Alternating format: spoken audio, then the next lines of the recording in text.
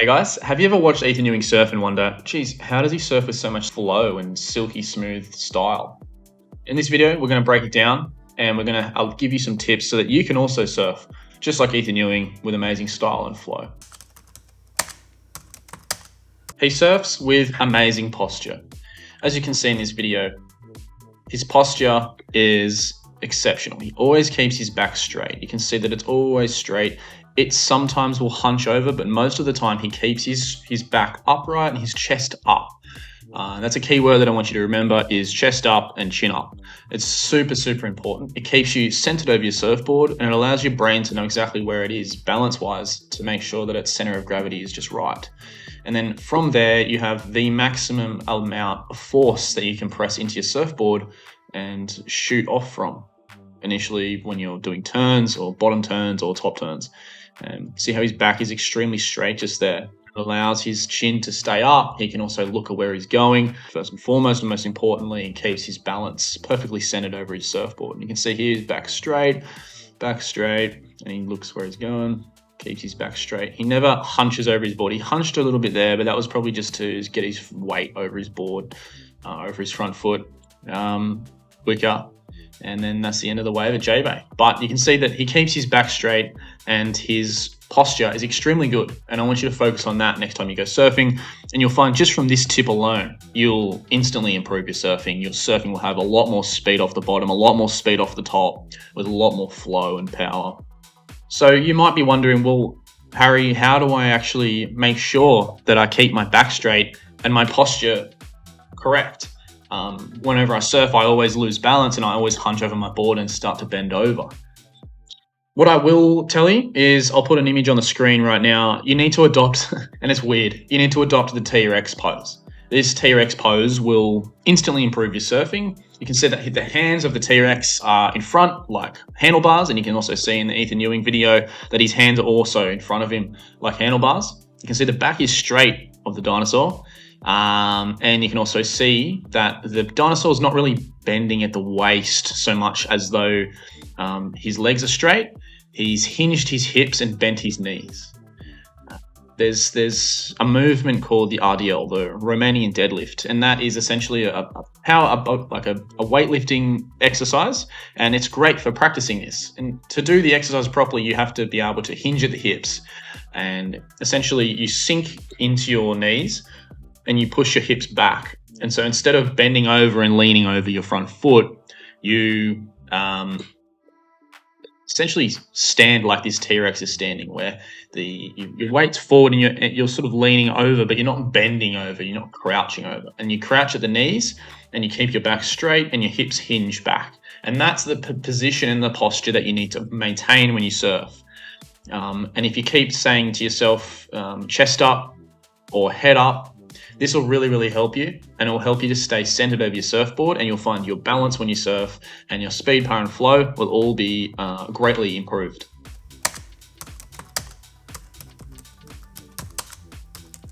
The next most important thing with Ethan Ewing is his head leads the way. Now, when your head leads the way, it allows your body to create the correct movements that it needs to then move the surfboard into the direction that you want to go. The first thing you do is, you can see here, is that he wants to go up the wave's face. So when you do your bottom turn, you go up the wave's face. So the first thing he does is look at the direction that he wants to go. So he's just started to look now. You can see he's looking up over here, and he wants to do his forehand wrap or hack or carve, whatever you want to call it. I like to call it a carve snap. Up around the top just here.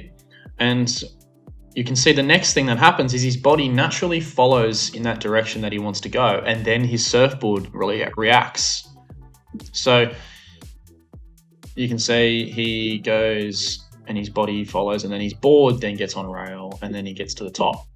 Now when you get to the top, next thing you need to do is look at where you want to go next. Now you can see he's already at the top. He's already eyeing off the turn that he wants to do, which is going to be a forehand wrap, obviously. And you can see that he moves his body in that direction and his body will follow.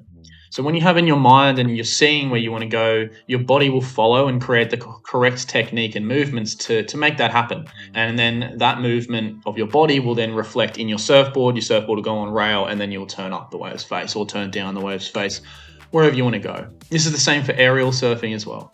Now, this next tip is going to change your life when it comes to your surfing. However, before we get to that tip, what I want to say is if any of these tips, you're not sure if you're actually implementing them properly, or you might be working on something that you're already doing. Maybe you're already looking at where you want to go, and you think in this video that you're not, and you start to do it. So if you don't really see yourself surf, or you don't have someone else to watch you surf and to give you coaching, you don't know where you need to improve.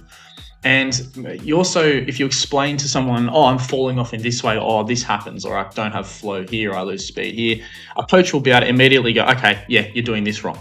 And then you can go and apply that and push the correct button in your surfing and then instantly improve your surfing overnight. And so that's why me and the team have developed an online program, and it's hours of online courses that you can watch and tutorials. And you also get direct mentorship from the coaches. Plus you get access to a private community of other like-minded surfers who are also improving their surfing.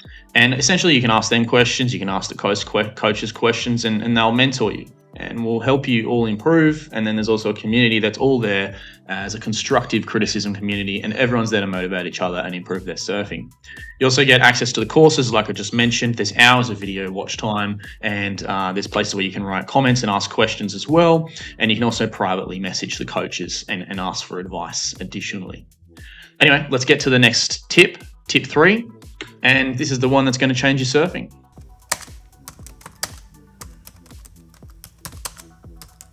Slow is fast, fast is slow. When you're surfing, the faster you try to surf, the slower you'll actually surf. The more stop-start, the more sloppy your surfing will appear to be and feel. When you slow your surfing down, you'll have a lot more fun. You'll go a lot faster. And when I mean slow it down, I don't mean just don't surf fast. Fast is a matter of inertia and speed along sort of space, between space and time. But what I want to explain to you is that when you try to do turns too quickly, too sharp, you're trying to turn too tight of a radius. That creates flow issues in your surfing. Stop starts, you have to start flapping, you have to regenerate speed again. After your first turn when you surf, you should actually have a lot of speed from that turn to carry to the next one. You shouldn't have to re-pump and do another pump to do another turn. So when you actually slow your surfing down, what it does is it will essentially allow your board to fit into the wave properly and get on rail. You can see that the surfboard's actually shaped like, it's shaped as though it's a banana. So it's got this sort of bent shape. And then the rails are also shaped like a banana. And so that shape actually fits into the wave's face. It's like a double-ended pearl shape. So when the wave curls and you have this curling motion with the wave, the surfboard also has that sort of curve. When you go up the wave and it fits into that space, the surfboard's designed to be on rail in that manner, and that will allow you to surf a lot faster, and the wave and the surfboard will work together like they're supposed to. Hydro engineers have invented surfboards. They're the ones that designed them and to maximize their performance. It's not just made up. So what I want you to do is to delay your turns. So do your bottom turn, hold your turn for at least 1 second longer.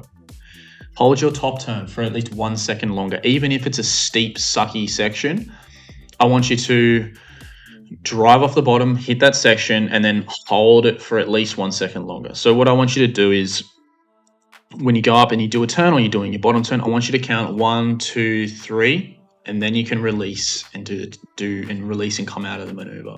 So hold your rail turns for a little bit longer, and that will drastically improve your surfing. Let's look at Ethan Ewing.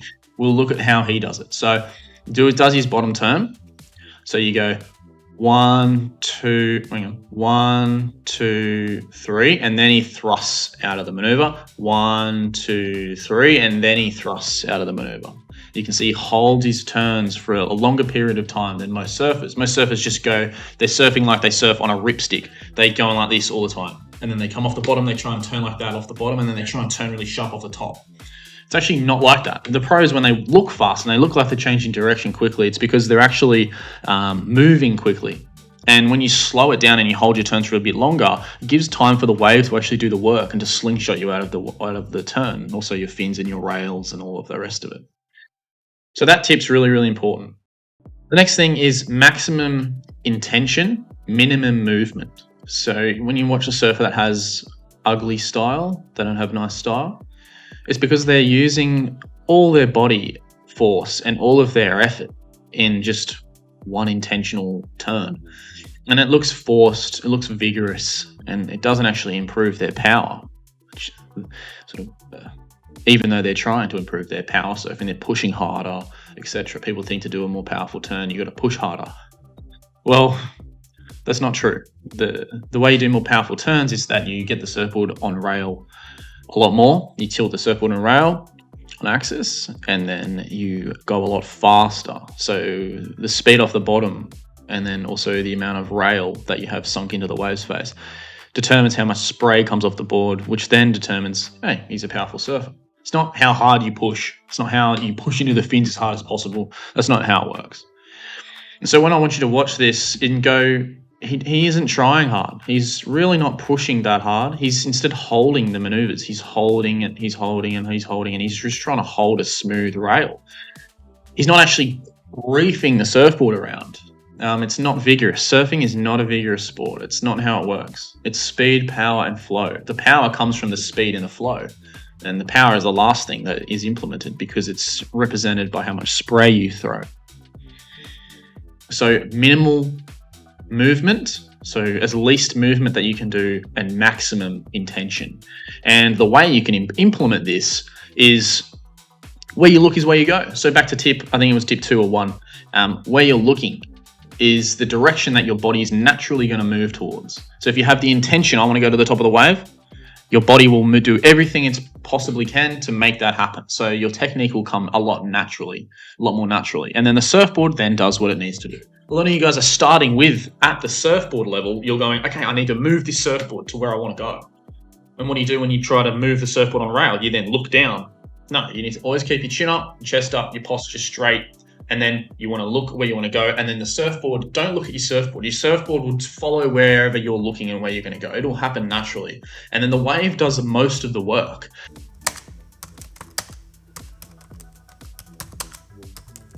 So this is like a bonus tip. When you catch a wave, you got to let the wave do the work. That's where a surfer becomes an expert surfer. They realize that it's not them that does the work on the wave, it's the wave that dictates how they should surf. And the surfboard's just this tool that you're standing on. It's not something that you turn and you push into and you get it on rail. It's not a skateboard. It's not how it works. The board will follow where your head is looking, and the wave will dictate how sharp those maneuvers are naturally. Like this video if you found it helpful, and click the link in the comments below. And use the code FLOW to get 20% off your membership when you sign up to Surf Precision Academy's online platform. And I really, really hope to see you on the other side. And my passion and our passion as the team is to improve your surfing. That's what we want to do. We want to elevate the average surfer's ability and just overall elevate the sport at an affordable price. So hope to see you on the other side.